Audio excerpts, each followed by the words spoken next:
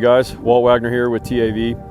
Today we're getting ready to send this one over to Line-X. We're about 99% finished on this truck, and we don't have an opportunity to shoot it with the Line-X on it, but what we're going to be doing with that, I'll just go front to back on this one, and it's a very clean, simple build, but there's kind of a lot going on under the skin here, so we'll just kind of hit it front to back and go from there. But this is a 3rd gen Tacoma. For the bumpers, we're running the C4 Overland Series front bumper. It's one of my favorite ones. I love the lines of these. And as you can see, we've got the come up 12.5 slimline winch in there. We've got the control box kind of hidden away to where you can still get to the plug on there, and then be able to push the button for the power for the wireless remote. It's nice and clean, just hidden away and simple. We're still using the come up hook that comes on it. It's actually a very stout hook. I do like those hooks. A lot of our clients opt for the Factor 55 hook, but this one is staying put for this build. We've got, for lighting on the front, we've got the Squadron Pro in a driving combo, amber, in the factory, on the factory fog light switch. That kind of keeps it clean inside too. Just, it's a functional light down there rather than the useless factory fog light that's in there. Now you've got amber light for down the road. On the bumper, we're running the LP9 Pro, which is a high and a low power in white. It's also a driving combo, but you've got the side lights that come on.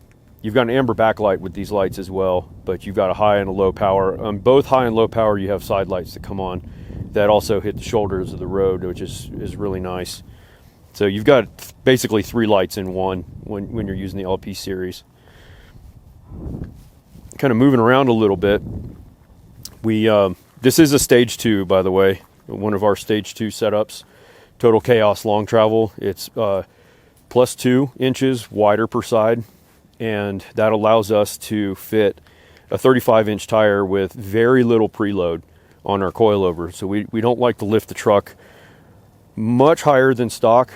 The CV angles when the truck is stock are basically sitting flat, and when we are finished with them, we have about less than 10 degrees on these CVs after we have the preload set at the appropriate spring rate.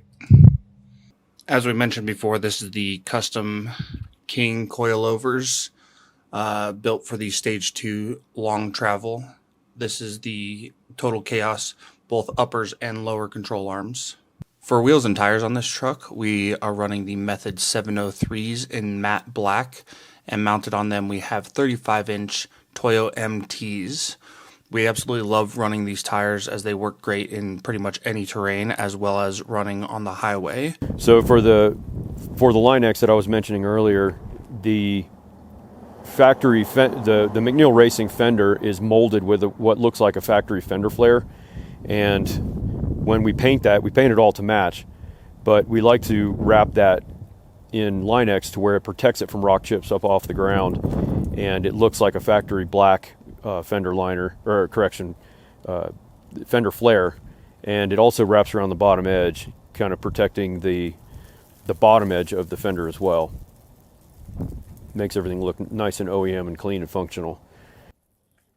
The fender liners themselves, we do these when we do fiberglass. We do a full inner fender liner replacement because the fenders are shaped different. So we actually use a sheet of ABS we make a template out of, which is flat, but then we have it shaped in a way to where we can place it up inside the fender well and heat it and mold it by hand while the truck is here.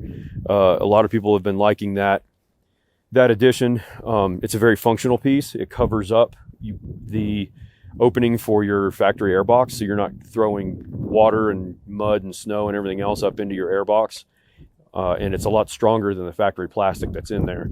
But unfortunately, we're not able to just make those and ship them out because they're made on the truck as the truck is here, and every single truck is slightly different, so there's no way we could actually just manufacture that and send those out. For more body armor on this truck, we're running the RCI sliders. We've been using these a lot on a lot of these builds. They're just a really nice low profile slider that has a taper to it.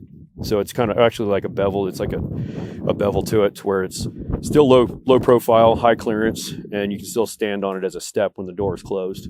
For the rear suspension on the truck, we're running another custom Alcan leaf spring set with a custom spring rate to it. Every set of leaf springs, like the shocks, are built per truck, per client, and the client's needs and spring rate needs.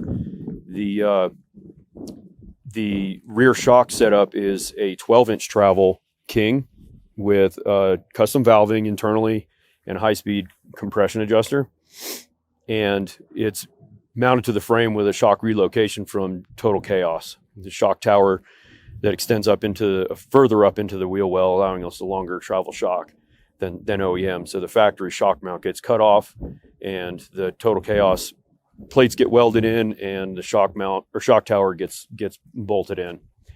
The lower portion of the shock relocation kit is welded to the bottom of the axle, and we can rotate that up and gain ourselves a little bit of ground clearance by doing that.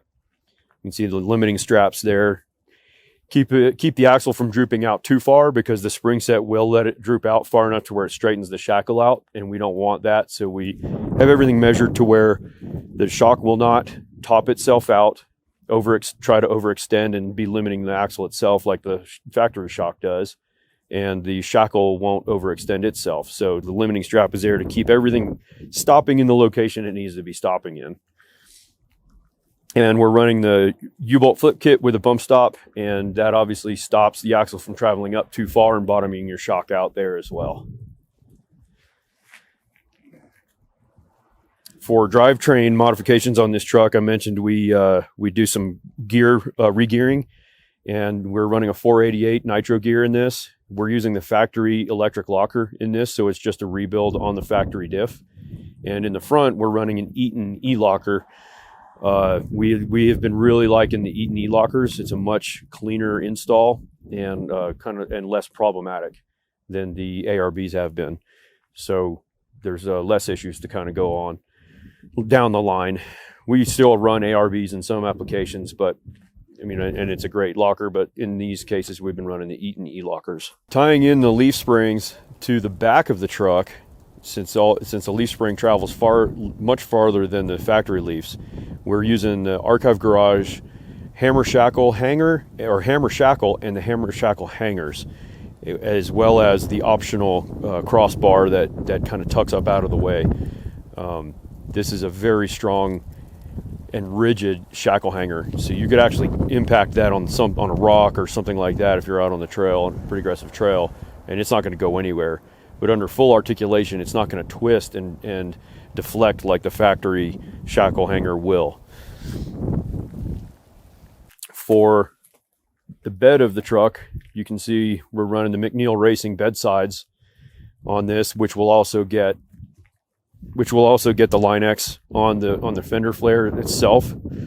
This portion of the fender flare will get Line-X, but we also Line-X the top, because you can see it's molded. This is actually a pretty good opportunity to see what it looks like before it leaves, but it gets molded like the factory bed rail. On the factory bed rail, this is a plastic cap. It's a black plastic cap that's shaped like this. So we actually have Line-X shoot from the inside. They coat the inside above the rail, up and over, and about an inch over the top. So it's a really clean and functional addition to this, and it looks factory. And now you can use this as surface, to lean on or whatever you want without damaging the paint. Kind of moving around to the back end of the truck. This is a CBI dual swing rear bumper. I've been using one of these for quite a long time on our Tacoma on the Ranger Goat, and this is what it looks like on a 3rd gen truck. So just have a cam latch here.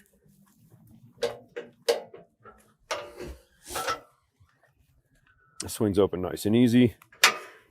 Remember to always babysit your pins. You don't ever want to slam those. Kind of let it open nice and gentle.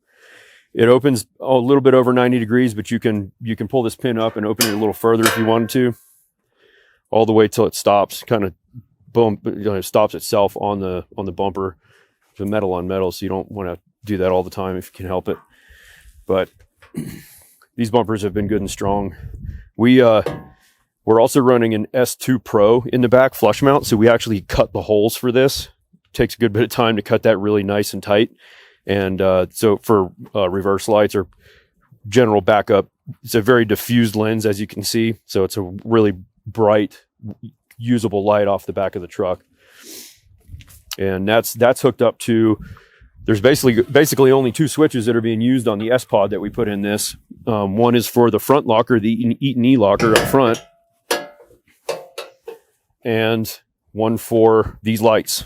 So he's got several switches available for whatever else he wants to do down the line. This is a kind of a slick down version of a stage 2. The stage itself is the suspension, wheels, and tires.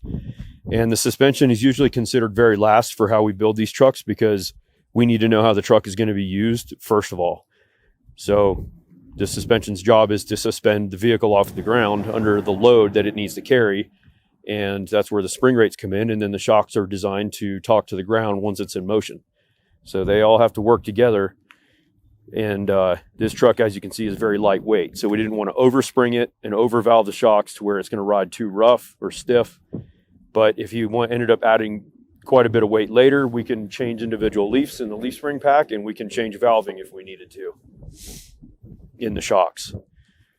So this is a very, very good baseline for how this client wants to use the truck. This one is the 6-speed manual transmission as well. For the LP6 and the LP9 lights that we run, they have to come with their own switch from Baja Designs, because it's a high and a low power, and you can't run that off of an S-Pod. So we tend to run the harnesses for the LP series lights by themselves and leave switches on the S-Pod for other lights or compressors or anything else that someone needs. And you can see here in the engine compartment where he's running a single battery, the starting battery, and we just kind of came off of that. We typically run dual batteries in a lot of trucks, and we run all of our auxiliary stuff off of the auxiliary battery. But in this case, we're starting out with just the starting battery, so everything is running off of that. You can see the winch hook up there for the come-up winch, and then you can see where the S-Pod comes up, and we mount that directly on top of the factory fuse box lid, and we put enough slack in all of the wiring to be able to lift that lid up and kind of get it out of your way if you need to check fuses or anything like that.